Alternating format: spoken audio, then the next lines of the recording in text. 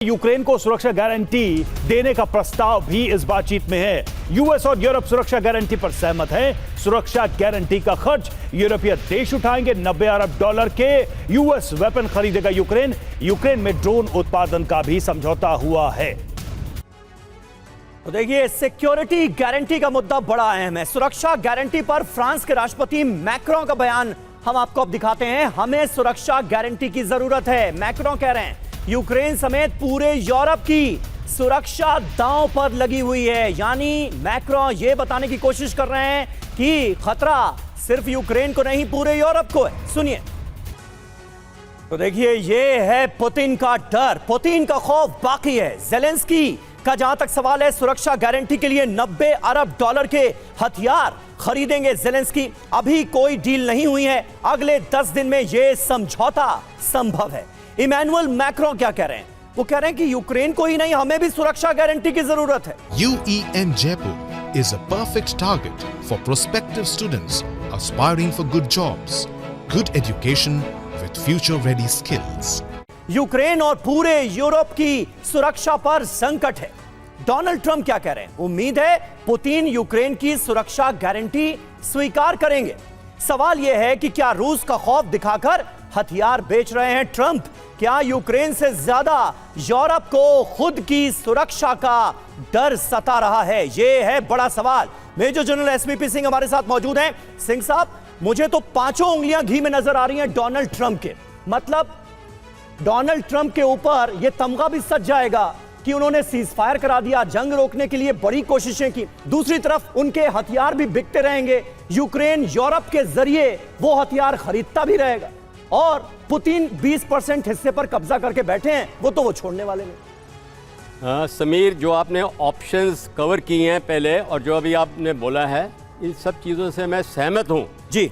परंतु ऐसे है कि जो ये गारंटीज की बात कर रहे हैं, ऑन ग्राउंड गारंटीज कैसे आएंगी? देखो, सबसे पहले मैं कवर करूंगा आर्टिकल 5 जो नाटो का है कि उसको ये इन्वोक रखेंगे, पर नॉन नाटो पावर रहेगा यूक्रेन। क्या रूस को ये मंजूर है? क्योंकि दूसरा पॉइंट उसमें आया है कि इतने ज़्यादा हथियार, $100 बिलियन के हथियार उन्होंने देने हैं, जिसमें शामिल ज़रूरी बात है पैट्रियोटिक मिसाइल्स होंगी, ये IRIS जो सिस्टम है वो होगा, F-16 होंगे। तो क्या रूस यूक्रेन की मिलिटराइजेशन को एक्सेप्ट करेगा? ये बहुत बड़ा, क्योंकि उसने वैसे ही बोला हुआ है कि यूक्रेन की धरती से मेरे को कोई खतरा उनके वेपन सिस्टम से नहीं होना चाहिए।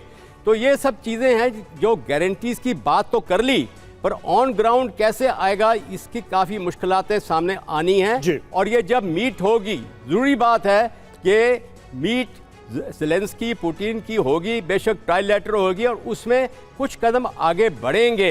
पर यह ज़रूर है कि ज़ेलेंस्की को डॉनबास रीजन और ज़ैपोरिज़िया और खेरसोन में, जहाँ पे उसने पुतिन ने बोला है फ्रीज होगा, वो इलाके छोड़ने पड़ेंगे। यूक्रेन के पास अभी नहीं आएंगे, उसको एक्सेप्ट करना पड़ेगा। ठीक है, और उसी के अंदर आगे बढ़ेंगे। ये सर बॉटम लाइन है कि ये एक्सेप्टेंस यूक्रेन या ज़ेलेंस्की कब तक देते हैं, क्योंकि पुतिन तो डील के इसी पैमाने पर आगे बढ़ते दिखाई दे रहे हैं और ट्रंप भी उनको सपोर्ट करते नजर आ रहे हैं। और यूक्रेन को सुरक्षा गारंटी पर रूस काफी नाराज नजर आ रहा है। ट्रंप ने क्यों कहा हम सुरक्षा देते रहेंगे? ट्रंप के इस बयान का मतलब क्या है? ट्रंप ने कहा नाटो नहीं, हम यूक्रेन को सुरक्षा देंगे। यूक्रेन को सुरक्षा गारंटी पर रूस का विरोध सामने आया है।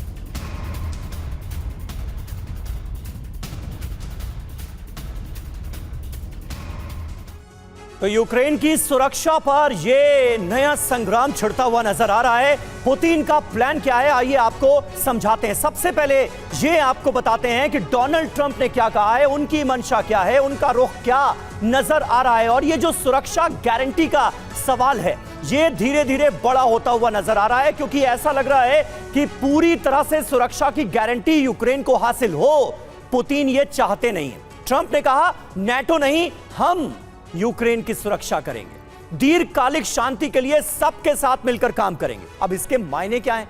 यूक्रेन नाटो में शामिल नहीं होगा, लेकिन अमेरिका के सुरक्षा घेरे में रहेगा। अब रूस क्या चाहता है?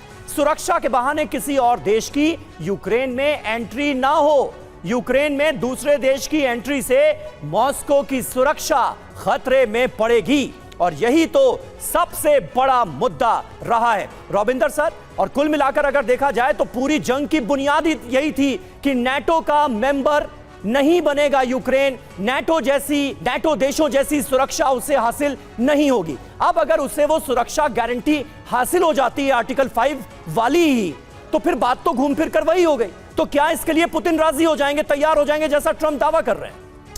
You are right. I mean chicken and egg दिख रहे हैं मुझे हर जगह, पहले चिकन आएगा कि पहले एग आएगा, आई कम बैक। बट एक बात है, कुछ ना कुछ तो सिक्योरिटी गारंटी यूक्रेन को मिलेंगी, राइट? पुतिन चाहे जितना भी कहे, क्योंकि वो एक फैक्टर है यूक्रेन के लिए।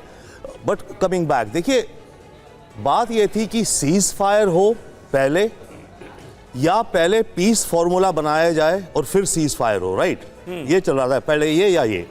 ट्रंप ने अलास्का में अपने विजडम में कर दिया कि ओके सीज फायर नहीं, पहले हम डील बनाएंगे फिर सीज फायर होगी। तो अभी सब उसी तरफ जा रहा है। पॉइंट इसकी, अभी आप जैसे ये हो रहा है कि अगली मीटिंग होगी ज़ेलेंस्की एंड पुतिन की, जरूरी नहीं जल्दी हो सकता है रशिया डिले करे, क्योंकि पुतिन इस समय एक्सपेंशन पे चल रही है उसकी मिलिट्री जैसे भी, राइट? वो बोले जी पहले हमारी डेलीगेशन लेवल्स की मीटिंग्स हो, ये हो वो हो एटसेट्रा।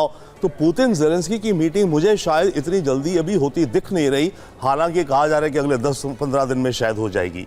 जो ट्रायलैटरल मीटिंग कही जा रही है वो तो शायद अल्टीमेटली व्हाइट हाउस में होगी, ट्रंप साहब बैठेंगे, दोनों तरफ ये होंगे, साइन करेंगे कि भाई क्लैप क्लैप डील हो गई, पर वो भी दूर है। पॉइंट इसकी जो टेरिटरी की बात है अभी तो वही बहुत पेचीदा है, राइट? देखिए आपके दर्शकों को सिंपल बात है, ये 4 क्रीमिया को आप अलग छोड़ दीजिए, 2014 में रशिया ने ले लिया था। 4 प्रोविंस हैं, लुहांस्क, दोनेत्स्क, खेरसोम, ज़ैपोरिज़िया। लुहांस्क रशिया ऑलमोस्ट 95% कंट्रोल करता है। पुतिन ये कह रहा है बाकी 5% भी मुझे दे दो, वो जो एक्सचेंज की बात हो रही है, यूक्रेन गिव अप कर दे तो 100% वहां पे हो गया। डोनेस्क में रशिया करीब 70-75% कंट्रोल करता है, वो कह रहा है कि इसमें भी बाकी 25% मुझे पूरा दे दो ताकि ये दोनों प्रोविंसेस मेरी 100% हो जाए। और अब जो ज़ैपोरिज़िया और खेरसोम में 70% वो कंट्रोल करता है, वो कहता है वहां पर उसको वहीं फ्रीज कर दो। वो इसलिए क्योंकि रशिया को लैंड कॉरिडोर मिलता है गोइंग टू क्रीमिया, तो वो तो कभी वो छोड़ेगा नहीं और नहीं छोड़ना चाहेगा। ठीक है, ये बात तो बहुत साफ है कि पुतिन क्या चाहते हैं, ज़ेलेंस्की इससे कितना सहमत होंगे, यहीं पर सारा मुद्दा फंसा हुआ है। ज़ेलेंस्की अभी भी उसी बात पे अड़े हुए हैं कि हम अपनी जमीनें नहीं देंगे।